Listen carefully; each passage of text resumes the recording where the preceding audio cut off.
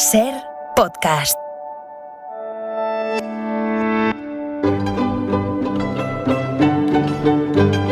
En la ventana acontece, que no es poco. Un relato personal de la historia, con Nieves con Costrina, Cadena Ser.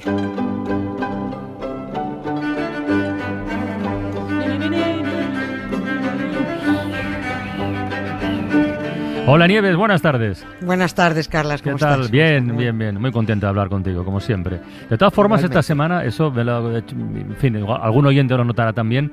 No sé por qué la empezó Nieves y la va a cerrar con Franco.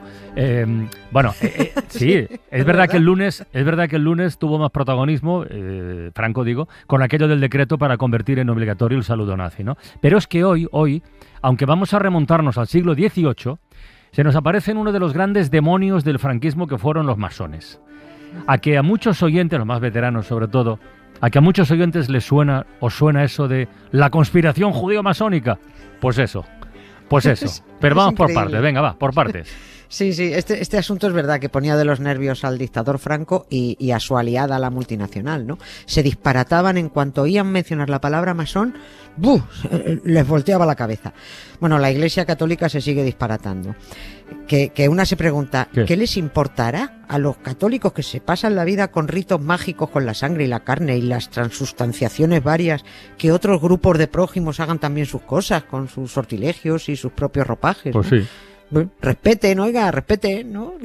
Pero bueno, el respeto no va con ellos porque ellos son de conmigo contra mí. Por eso, el 28 de abril de 1738, el Papa Clemente XII promulgó el primer decreto contra la masonería. Era la bula in eminenti. Ellos sí le ponen cosas así ellos, ¿no? A partir de ahí no hay papa que pase por el negocio sin condenar o excomulgar o perseguir a los masones, no paran. ¿Por qué esta obsesión? Pues porque sí, porque estamos hablando de la Iglesia y no emplean argumentos, sino la obligatoriedad de acatar sus normas sin preguntar, ¿no? Y la Iglesia se inventó que los masones adoraban al diablo y que el diablo se manifestaba de vez en cuando en las logias.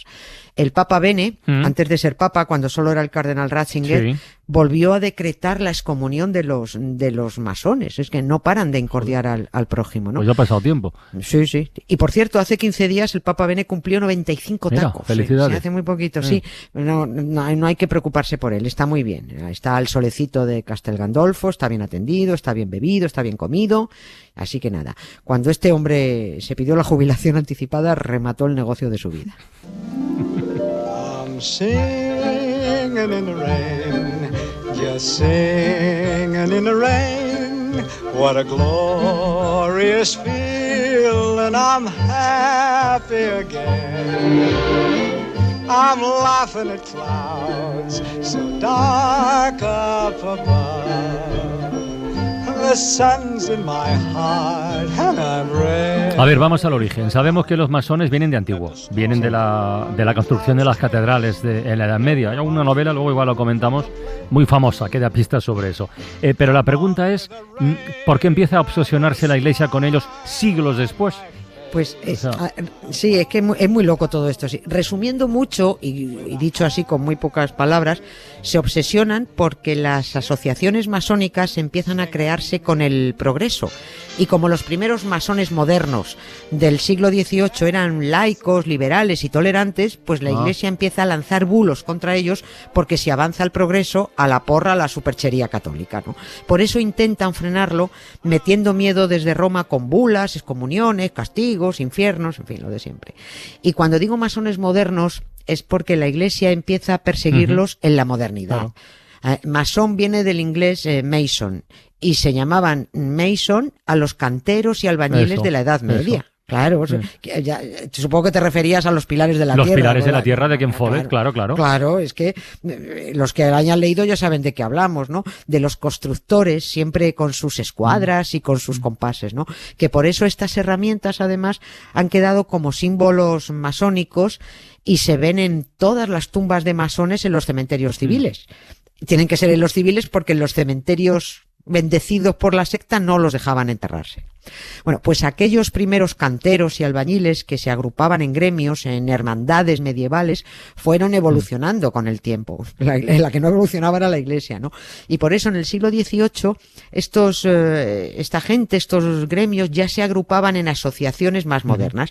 De hecho, empezaron a llamarse Freemasons, albañiles libres, ¿no? Crearon sus simbologías, sus vestimentas, con delantalito, sus jerarquías, llamaron logias a sus asociaciones y tenían como objetivo, decían ellos, mejorar espiritualmente, bueno, pues sus rollos, ¿no? Vamos a ver, estamos en el siglo XVIII y por lo que has ido contando hasta ahora, yo no detecto ninguna traza ni ninguna señal de ataque u ofensiva contra los católicos como para que estos se sintieran amenazados de alguna manera, ¿no? Hasta ese momento por lo menos. Pues si es que nunca ocurrió. Es que aquí los únicos que agreden siempre son los que se hacen los agredidos y encima reclaman ese respeto, ¿no? No solo los masones en sus logias no atacaban a nadie, es que además eran muy discretos con sus ritos y sus mandangas, ¿no? Pero los estados que estaban manejados por la Iglesia veían en la masonería, insisto, de carácter laico y liberal, pues un ataque contra la fe y contra el negocio, ¿no? Y se inventaron que conspiraban contra el Estado. Y luego ya vinieron los bulos y lo del invento del demonio, ¿no? Hubo una serie de supuestos masones arrepentidos, supuestos, que no eran tales, que solo se hicieron pasar por masones arrepentidos, que abrazaban el catolicismo porque habían visto la luz, ¿no? Que publicaron escritos donde describían las demoníacas celebraciones masónicas en las que se invocaba a Satán. Oye, sí, y Satán venía, venía ahí a las logias, ¿no? Bueno, estas fake antimasónicas empezaron a correr y los papas desde Roma animaban a que proliferaran este tipo de escritos y de testimonios, ¿no? Y el primero que se lanza a condenar a los masones oficialmente es Clemente XII con la carta apostólica de aquel 28 de abril de 1738. ¿Por qué decide el hechicero jefe tomar cartas en el asunto sin demorarse más? Pues porque los ingleses empezaron a crear logias fuera de la anglicana Inglaterra y los curas se pusieron de los nervios. Y en esto, aquí es donde venimos, tiene mucho que ver España, ya porque no nos perdemos una.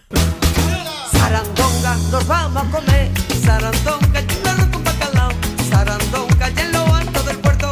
Sarandonga, que mañana es domingo. Sarandonga, sarandonga, sarandonga, sarandonga, yo ya me cantar. A ver, que esto parece el más difícil todavía. Sí. ¿Cómo enlazamos el Papa, los ingleses, la masonería y España en aquellos años? A ver, ¿cómo se conecta todo esto? Pues vamos a verlo enseguida, ya verás. Vamos a enlazar hasta con el monasterio de Poblet. Ah, muy bonito. Sí, Lo conozco, y con sí, Franco, sí. y con Franco. Y vamos a alucinar. Nos tenemos que ir 10 años antes de la condena del Papa Clemente. Nos vamos a 1728. Ese año, casualmente también en abril, un grupo de británicos afincados en Madrid solicitó a la Gran Logia de Inglaterra el permiso para fundar la primera logia en España. Y como les dieron permiso, en España se constituyó la logia matritense, que se llamaba, que resultó ser la primera de toda Europa, de la Europa continental fuera de Inglaterra, ¿no? La fundó Philip Wharton, era un noble inglés, ¿no? Solo la integraban extranjeros, por supuesto, porque los españoles la única reunión permitida era los domingos en misa, ¿no? O sea, que solo podían estar extranjeros. Antes de que ese gusto por las logias masónicas se extendiera, hubo que sacar el decreto antimasónico, porque se decía, entre otras lindezas, que los católicos tenían que estar alerta, digo en el decreto se decía, que los católicos tenían que estar alerta porque el mayor peligro de la masonería radicaba en que era un colectivo abierto a todos los hombres con independencia de su credo religioso. Ese era el peligro. Ya ves tú, ¿no? Estos son los del respeto, ¿no?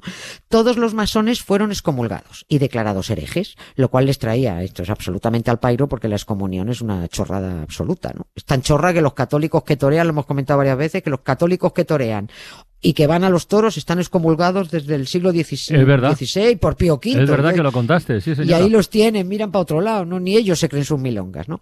Y ahora viene la historia alucinante. He dicho que el duque de Wharton fue el que fundó la primera logia de la Europa continental y lo hizo en Madrid en 1728. Bien, pues este hombre se murió en 1731, 2 años después de crear la logia matritense. Y se muere en Tarragona. Mira.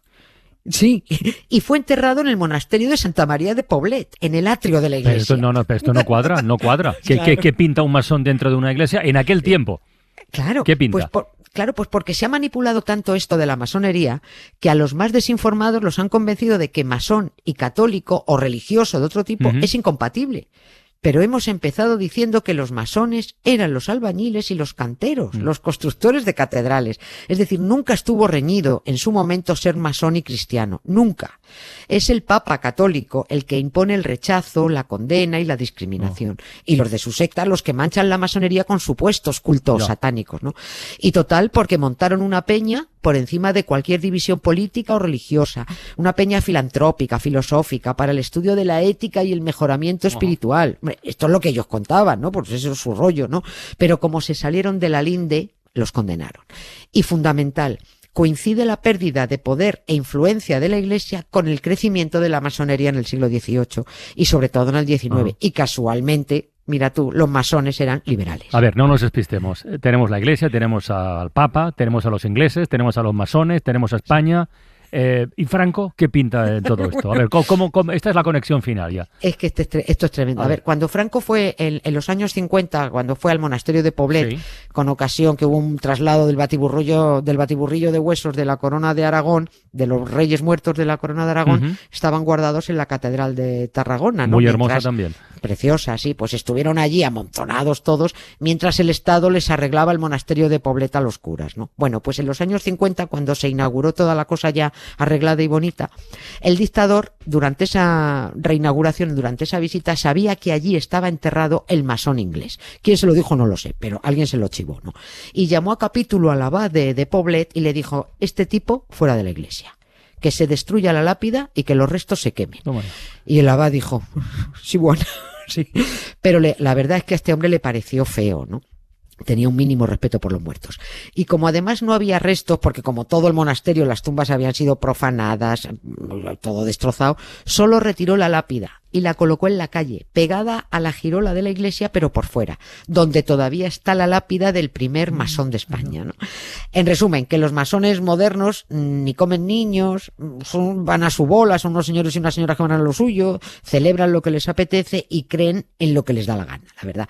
La diferencia con los católicos es que sus performances no nos cuestan dinero a los demás, ni un duro. Así que a mí, como si celebran en pelotas y con peineta, me da lo mismo, ¿no? A la multinacional católica en España les tenemos que pagar sus teatrillos y las nóminas de los curas hasta los ateos. El próximo día que vaya a Poblet, comprobaré eso, que lo sepas. Detrás de la girola, míralo, ahí està. Que jo sé que no és culpa ser milionària, com si ploguessin sant els bitllets pels aires, un dia per Mumbai i el següent a Malta, sempre ben escoltada, prova de bala. El que voldria és tenir un Bentley de color blanc i un de color verd, però tot això sé que no ho puc fer fins al dia que tingui molts diners. Bueno, Nieves, el próximo lunes más, ¿eh? Un beso fuerte. Descansa mucho y pásalo bien. Adiós. Chao. Signa del dòlar dintre la ment. Fucking money, man. Només vull veure bitllets de 100. Fucking money, man. Signa del dòlar dintre la ment.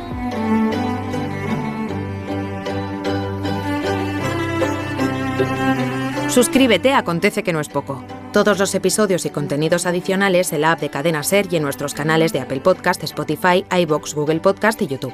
Escúchanos en directo en la SER de lunes a jueves a las 7 de la tarde.